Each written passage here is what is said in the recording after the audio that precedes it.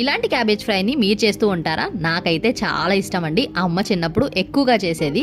Same అమ్మ చేసే cabbage fry లాగా నేను కూడా చేద్దామని ట్రై చేస్తూ ఉంటాను. ఎందుకో నాకు అంత నచ్చదు, కానీ ఈసారి బాగా కుదిరిందండి. అందుకే రెసిపీ షేర్ చేస్తున్నాను. ఏమీ కాదు, చాలా సింపుల్ ప్రాసెస్. బ్యాచిలర్స్ అయితే భలే చేసేసుకోవచ్చు. ముందు క్యాబేజ్ని చక్కగా మీడియంగా కట్ చేసేసుకొని పెట్టుకోవాలి. తర్వాత వాటర్లో బాయిల్ చేసుకోవాలి.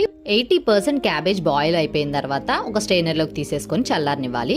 ఈ లోపల ఒక ప్యాన్ పెట్టుకొని 2 టేబుల్ స్పూన్స్ ఆయిల్ వేసుకొని పోపు వేసుకోవాలి. ఎండుమిర్చి, పచ్చిమిర్చి, కరివేపాకు, జీలకర్ర, ఆవాలు, కొద్దిగా శనగపప్పు కూడా వేసుకొని ఫ్రై చేసేసుకొని స్ట్రైనర్లోకి తీసుకున్న క్యాబేజ్ని కూడా వేసేసుకొని బాగా ఫ్రై అవ్వాలండి. ఇది ఫ్రై అయితేనే టేస్ట్ ఉంటుందన్నమాట. పచ్చి వాసన వస్తే అస్సలు బాగోదు. లాస్ట్లో కొంచెం కారం కూడా వేసుకోండి. అమ్మ చేసినట్టుగా కుదిరిందనమాట ఈసారి. చాలా నచ్చేసింది. చాలా డేస్ తర్వాత తిన్నాను. మీరు కూడా ఈ రెసిపీని ట్రై చేయండి.